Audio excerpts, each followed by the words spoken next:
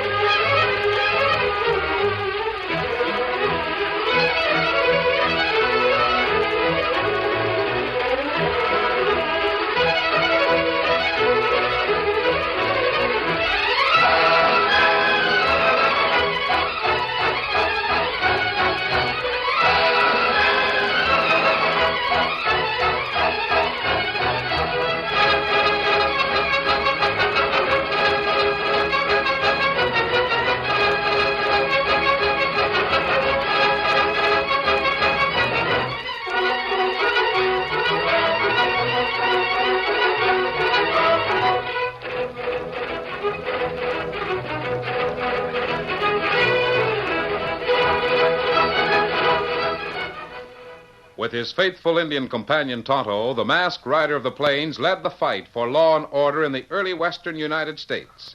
The stories of his strength and courage, his daring and resourcefulness have come down to us through the generations. And nowhere in the pages of history can one find a greater champion of justice. Return with us now to those thrilling days of yesteryear. From out of the past and the thundering hoofbeats of the great horse Silver, the Lone Ranger rides again. Come on, Silver! Up the trail! I'll Silver! Hi!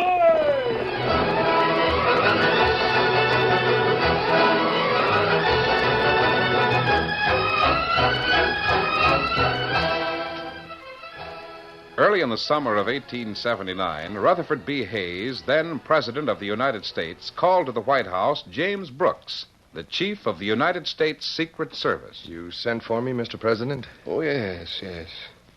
Brooks, I wanted to discuss a little trip I'm contemplating. Yes, sir. Where to, Mr. President? To the West. In the past 7 years, there's been great developments in the West. I believe it to be my duty to go there and see what has been accomplished. Well, I'm sure it's an excellent idea, sir. I want you to arrange proper safety precautions. That means, of course, you will contact the various United States marshals along the itinerary. And what is the itinerary, Mr. President? Well, we'll go directly from Washington to St. Louis. From there, we'll take the new railroad, the Santa Fe, to Kansas City, and then to the end of the line. You mean Dodge City? That's correct. I have a personal invitation from Mayor Robert M. Wright of Dodge City to visit there. But, Mr. President, do you realize the danger that is involved? Dodge City is probably the wildest and wickedest city in the country, yet why it's been said... Brooks, now you've been reading too many sensational newspaper stories. Sir, I have reports from our own United States marshals throughout the West. Dodge City is all that the newspapers say it is, lawless and godless. I'd advise the President to... Brooks, I didn't ask you for advice. Pardon me, Mr. President. You will arrange proper safety measures, I assume? Yes, sir. That's all. I leave a month from today. I shall begin the arrangements at once. Good day, Mr. President. Good day.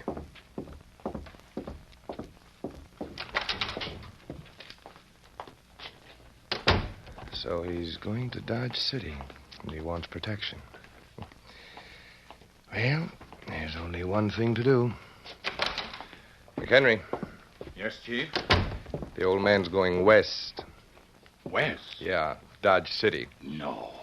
Didn't you tell When him? Rutherford Hayes makes up his mind, nobody tells him anything. But It's up to the Secret Service to provide safety for the president, no matter where he goes. Well, that's true. I want to send a telegram immediately to Billy Tilghman at Dodge City. Billy Tilghman? The scout? He's United States Marshal at Dodge City now. We're fortunate in that respect. No doubt of that. But I thought Tilghman had retired to ranching. He did, till Dodge City got so tough nobody could handle it. Then they called Billy in to take over the situation. Well, if anybody could take it over, Tilghman would do it. Under ordinary circumstances, yes. But when word gets out that the President of the United States is going to visit Dodge City, people are going to start riding in from the upper Arkansas to the Rio Grande. Why, it'll be a holiday for every type of criminal under the sun. And you're afraid Billy Tilghman can't handle the situation The alone. United States Secret Service takes no chances. Now, in your telegram to Tilghman, tell him that he'll be contacted by a certain man shortly before the arrival of the presidential train. And this man will identify himself by a silver bullet. A silver bullet? You mean... McHenry, the safety of the President of the United States is involved. No precaution is too great.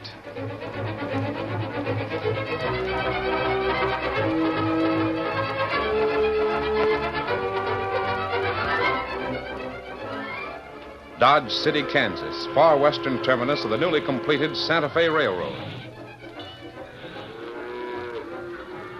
Dodge City, end of the Chisholm Trail. Dodge City, capital of the vast cattle and buffalo empire of the West.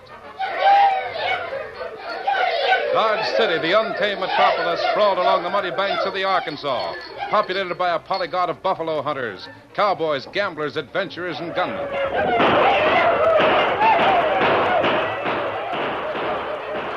Yes, that was Dodge City at the time Billy Tilghman, famous scout and Indian fighter, came out of retirement to once again strap on his guns and bring law and order to the wildest town in the United States.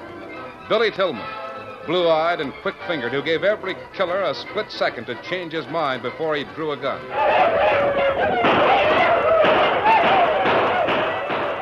Dunbar gang shooting up the town. They're riding into the Buffalo Head Bar. There's going to be trouble. Here comes Billy Tilghman. Hiya, Marshal. Hello, boy. You going into the Buffalo Head, Marshal? That's where Dunbar and his boys went, ain't it? Yeah, that's why I was asking. You better think twice, Marshal, before you go in there. Thanks, boys. I know what I'm doing. Come on, let's follow him and see what'll happen. Not me. It'll mean a gunfight, sure. I'm going in with them.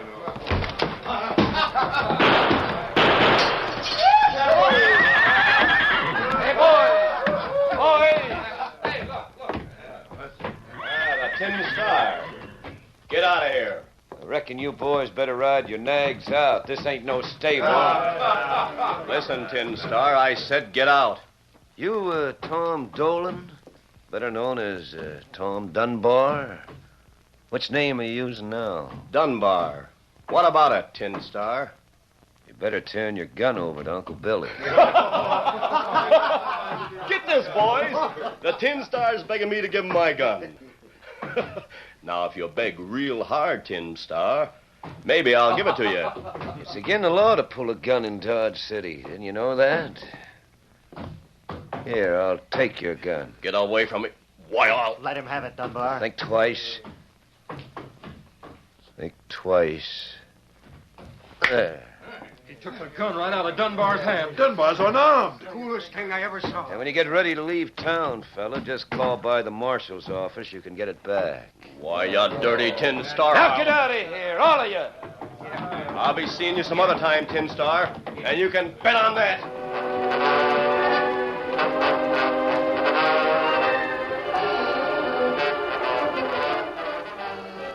Several days later, Marshal Billy Tilghman received in his office a visitor whose identity surprised him.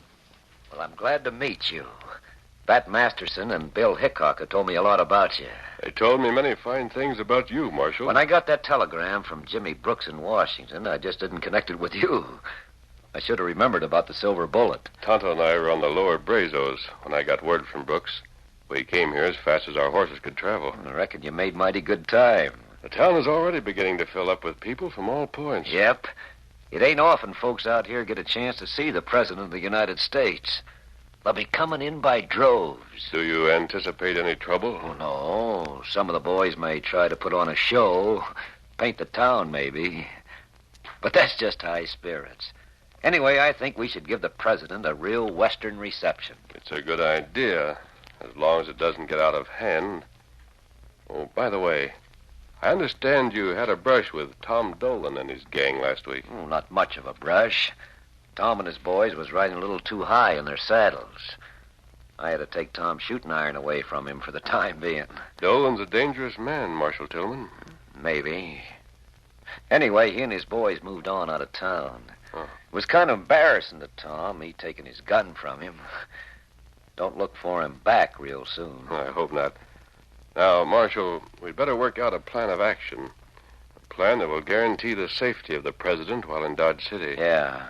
I was waiting for you to show up before I started working on any plan. Though I didn't know it was you who was going to show up. And the presidential train gets into Dodge City shortly after dark, doesn't it? Due in about 10 o'clock in the evening. It makes it more difficult. Well, don't make it any easier to handle a crowd, the likes of which will be on hand. Ben Daniels is your deputy, isn't he? Yes, sir. And a real man.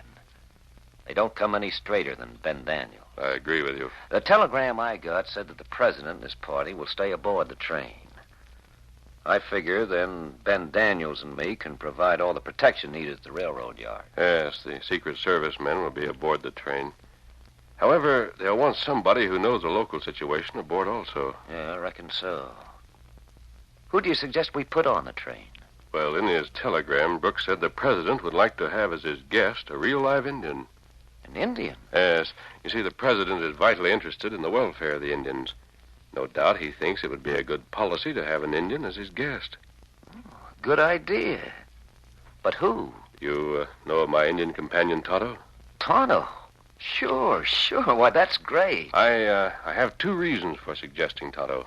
Two reasons? Yes. First, Tonto presumably would be a guest of the president. Actually, he would be a valuable guard aboard the train. See, Tonto knows every crook. And two, he would be able to work with any plan we may have. That's right, he could. All we'd have to do is give Tonto a signal, and he'd know what was up without disturbing the president. But you said you had another reason, too. I believe the greatest triumph in Tonto's life would be meeting the president. The great white father. And that is satisfactory to you, Marshal? Sure is. But what about you? Brooks said you'd be... For the next few days, Tonto and I will scout the parties coming in on the trails. We'll find out who the parties are. Then, the night of the president's arrival, I'll be nearby at all times. Well, that about fixes everything, I reckon. Tell Tonto to be wearing his best Indian finery. Feathers and paint.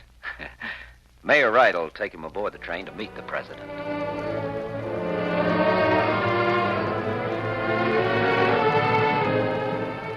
In a camp several miles down the Arkansas River from Dodge City, a group of men watched the approach of a fast-riding horseman.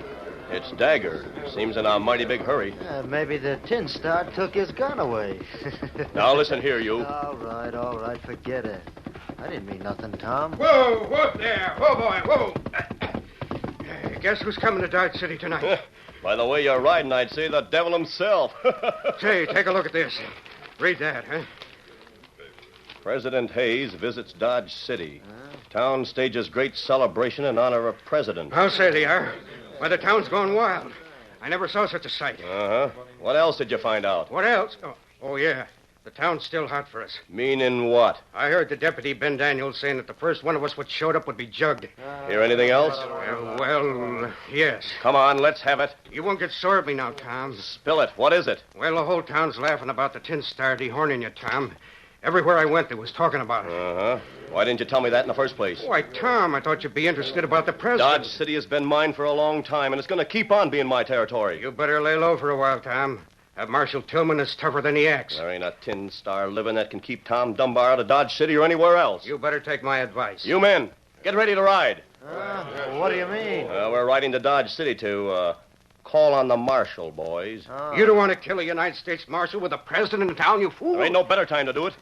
In fact, I got a good plan in mind. Get your irons hot and your horses ready. We're riding high.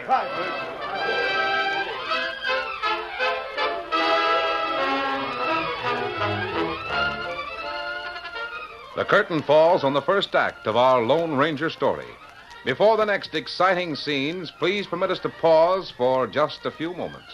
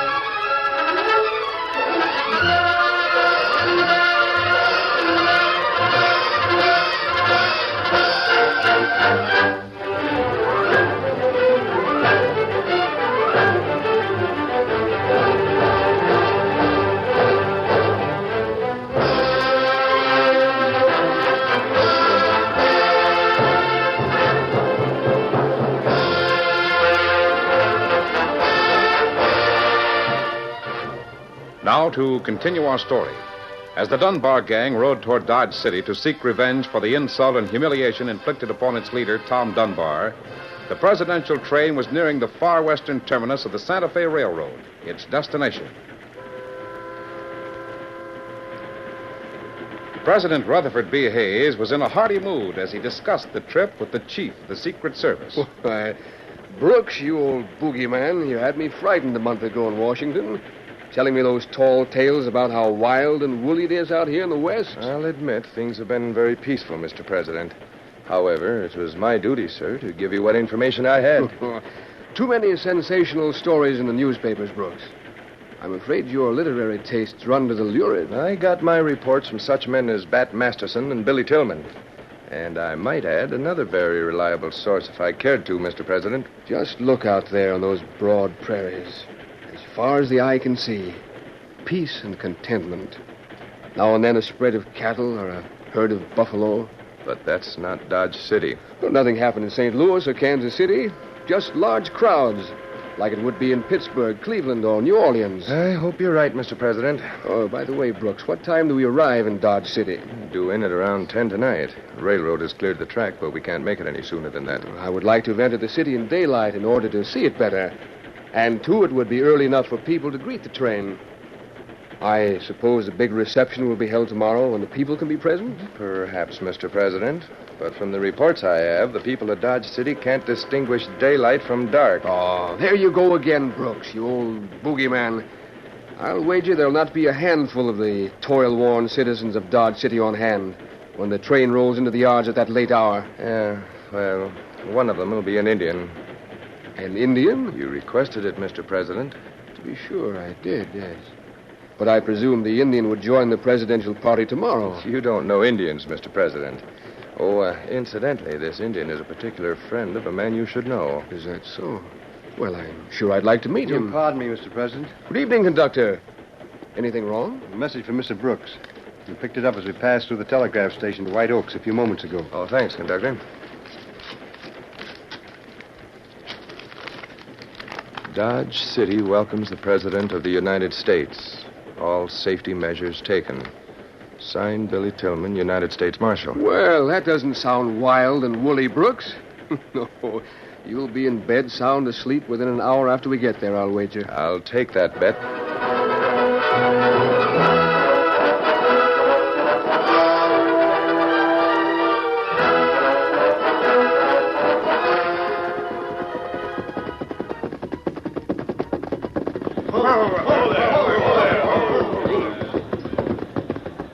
Now listen, you men, to what I gotta say. We've scouted the town and everything's perfect. Billy Tilghman has given the boys the sky for the limit, so long as nobody gets hurt. Now he wants them to have a good time. Put on a real Western celebration for the great white father. Yeah, but I still don't get your plan. I know we better keep out of sight of Tilghman or that deputy of his. They won't stand for no trouble here tonight. I'm doing the talking and planning, Dagger. Yeah, I know. Now, when the president's train rolls in, the crowd will go wild. We'll keep out of sight here by this sidetracked freight until the celebration gets going good. Well, then what? Then we can move in. Nobody will notice us in the excitement. But Billy Tilghman ain't going to be in the crowd. Him and the mayor will be up on the train platform with the president. I know. I heard that was the plan. That's exactly the way I want it. With a real Wild West celebration going on and the punchers popping their guns and them buffalo hunters opening up with them new 45-90 rifles. Yeah. Anybody could get hurt. Even the Tin Star. Yeah. Even the Tin Star. And nobody will know who done it. It ought to work out perfect. I'll do the shooting. You guys just cover me in case somebody in the crowd starts asking questions. Understand? Sure, we got it, boss. All right, we'll meet here after the party and hightail it out of town. Here comes the train. All right, men. Now split up and ride in from the sides. I'll wait here until everything is set, and then I'll come in from the center. Right, boss. All right, on your way. Get going. Get out.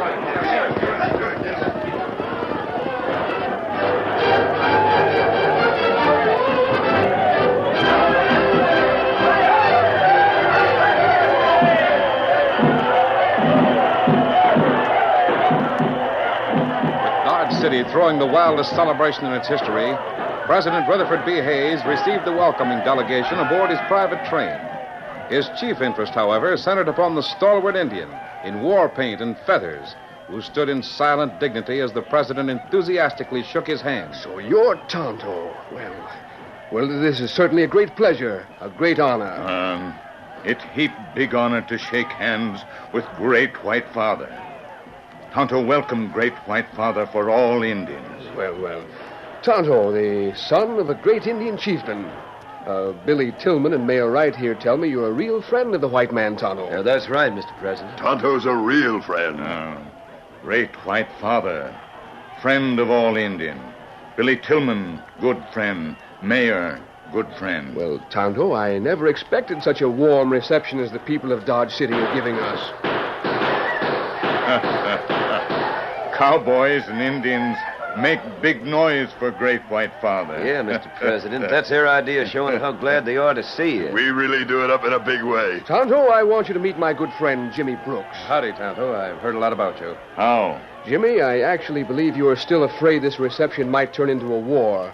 Well, with Tonto and Billy Tilghman here, it's as safe as a Sunday school picnic. Well, sure it is, Jimmy. There ain't nothing to be scared of. Well, I'd feel a lot better about the president's safety if our friend was here, Billy. He's not far off, Jimmy. Mr. President, the folks out on the platform are getting mighty impatient. They'd like to see the president. Certainly. Let's proceed, gentlemen. Yes, I'll lead the way. Now, Mr. Mayor, if you'll walk to my right. With the greatest of pleasure. And my good friend Tonto, you walk beside me on my left. Great White Father make great honor for Tonto. The honor is mine. Certainly I should have no fear with an Indian brave beside me. Great White Father not be afraid. Marshal Billy Tilghman here. Him great lawman. Hear what Tonto says about you, Marshal? Well, Mr. President, Tonto knows there ain't nothing for anybody to be scared of tonight. Everybody in Dodge City's just happy, that's all. Well, come, gentlemen. Let's go outside. Yes. Give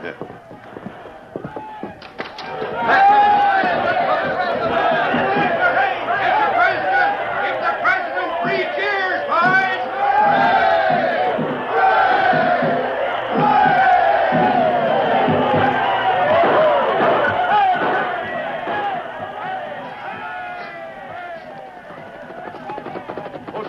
Steady, big boy. I've been waiting for you, masked man, just like you said for me to do. Daniels, do you know Tom Dunbar by sight? Sure, but he ain't in this crowd. I've been all through it. I followed a group of 5 men into town less than 15 minutes ago. They broke up over there by that freight train on the siding. One of them remained there until a moment ago. Then he rode into the crowd. Yeah? What do you look like? Now stand in your stirrups a little higher, then look over there. Crowd's mighty thick over there. Men and horses milling around together. You see the tall fellow riding that big sorrel? Yeah? Say, that's Dunbar, all right. I wonder what he's up to. What's that? It's Tonto's signal. He's seen Dunbar. That's it, all right. Dunbar's men are closing in to cover for him. Yeah, they're after Billy Tilghman, and he's up there with the president. If they start shooting, they might... Tilghman will not only be killed, but the president. His life is in danger. Daniels, you cover me. I'm going in after Dunbar. Come on, Tilghman!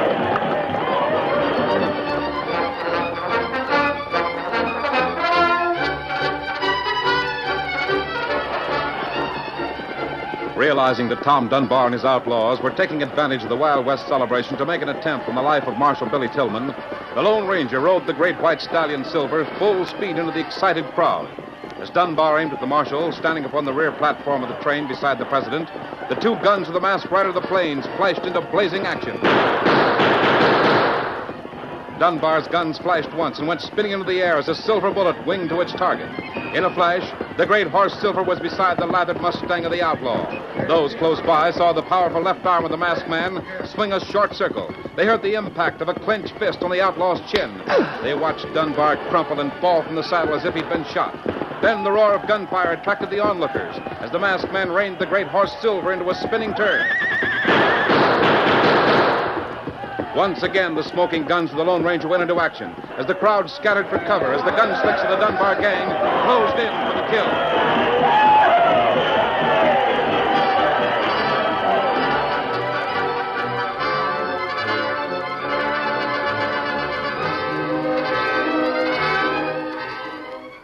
The next day, the presidential special stood upon the main line headed eastward out of Dodge City. Mayor Wright and Marshal Billy Tilghman were bidding the president goodbye inside the presidential suite. I hope you will return again to Dodge City, Mr. President. And the next time you come, sir, we'll really put on a celebration for you. Folks out here are gone plumb loco about you, Mr. President. I certainly hope I can come back someday, gentlemen. But I want to thank you for the fine time you and your people have shown me. You know, Mr. Brooks here didn't want me to come as far as Dodge City. Said Dodge City was too wild and woolly. The Secret Service has to be mighty careful of the president's safety. And peace of mind, too, I reckon. Yeah, peace of mind is important. You know, Mayor Wright, I actually believe Mr. Brooks thought all that display last night was the real thing. Do you think so? Well, when our Indian friend Tonto let out that blood-curdling war whoop, I thought Brooks would jump out of his shoes. When that masked man rode that big white stallion into the crowd and started that mock gunfight with those other men, Brooks actually jumped in front of me, as if he really feared I might be hit by a stray bullet. Why, Brooks, you know the boys wasn't shooting at the president. They were just having some fun. Marshal, before we go, I want to present you with a little souvenir. A little souvenir? Yeah, a souvenir. I dug it out of the wall of the observation platform this morning.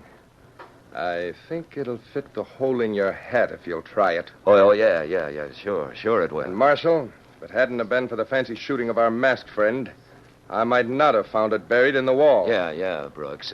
Maybe you're right. I thought I'd seen some fine horsemanship in my day, but that masked man topped it all. I never saw anything like it. When I tell the members of my cabinet about that big white stallion and the masked man, well, I hope they believe half of it. It was splendid. The greatest rider in the West, Mr. President. In fact, he's about the greatest man in the West, I reckon. That's right, Billy. That masked man is everything I've heard he is. Why, I'd never believed it if I hadn't seen it with my own eyes. By the way, gentlemen, I never did learn who the masked man is. You fellas seem to know all about him. Just who is he? Mr. President, in the records of the United States Secret Service, he's registered as the Lone Ranger. I'll Silver! Ahoy!